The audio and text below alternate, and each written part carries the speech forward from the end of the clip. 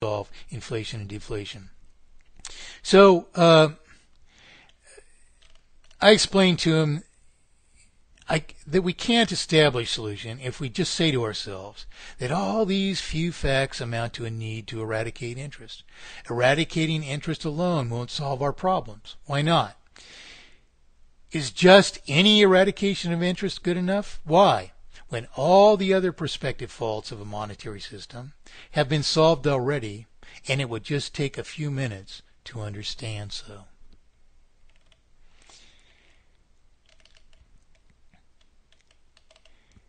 We're not in need just of eradicating interest. We're in need, at least furthermore, of understanding unequivocally that interest isn't even justifiable. Likewise, what after that? How do we transform the present systems of exploitation into solution if we're not about absolute solution? How are we going to agree upon anything? We have to live by principle, not by abracadabra.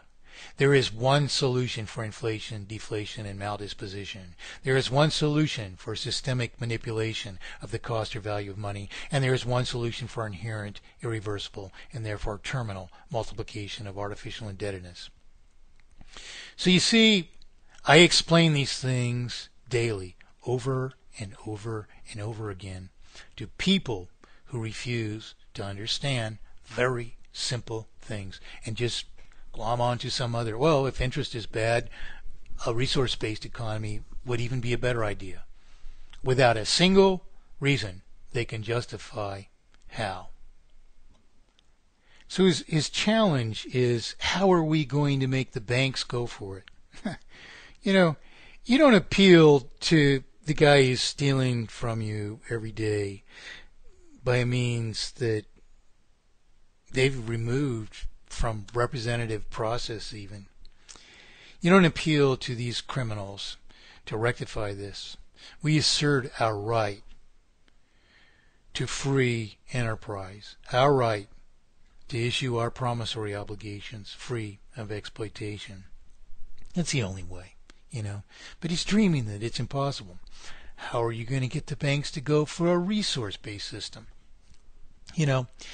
But I felt like closing with a few remarks about this purported resource-based system, because you will read about these things, and all you read is some dreaminess which doesn't justify anything. And I'm going to address the issues that it doesn't justify here if I have time. I say in this post, of many, many, many, many posts in one morning, I'm going to say a few more things about purported resource-based systems. First of all, these propositions have largely risen up at the 11th hour and entirely without qualifying premise. That is, they don't really solve the issues before us or even attempt to provide irrefutable arguments. They do so. They are more pseudoscience. First of all, neither wealth nor value are simply comprised of some volume of resources. What we are concerned with always in true free enterprise is just reward for our production. Resources are neither inherently ours, nor can their volume possibly represent the additional volume of value contributed by our production. As even the value to each other of resources is established by the efforts of harvesting the resource, the very idea of a resource-based economy is preposterous, even at face value, because the value of the resources, of all resources, is determined by the efforts of rendering the resource, in other words, by what we call production.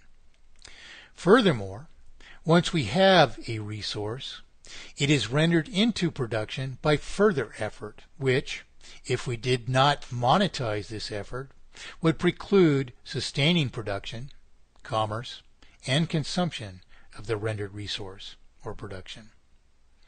Even water is not the cost of water, for we consume of it largely after it is delivered by canals, pipelines, networks of water districts, and even the plumbing of our homes. The water is only worth whatever the water is to us. It doesn't matter what we decide that is, but it does matter that if we refuse to monetize the further production which delivers the water to our consumption, because then we will have merely failed to provide a way to monetize that vital production. So, no justifiable purported economy can even represent the value of resources in terms just of resources. The very idea descends itself from a failure to realize that we are trading in commerce is our contribution to the overall pool of wealth or production, from which our just share is just so much production. The idea of monetization or money or an economy is to share of production justly.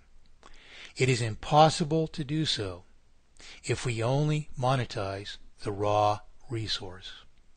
And so, mathematically perfected economy is the only solution of this issue as well, because only mathematically perfected economy resolves all the issues which would manifest in the injustice of depriving us of just reward for our production. Thanks again for listening. It's an honor to be heard regarding the most vital matters of our time.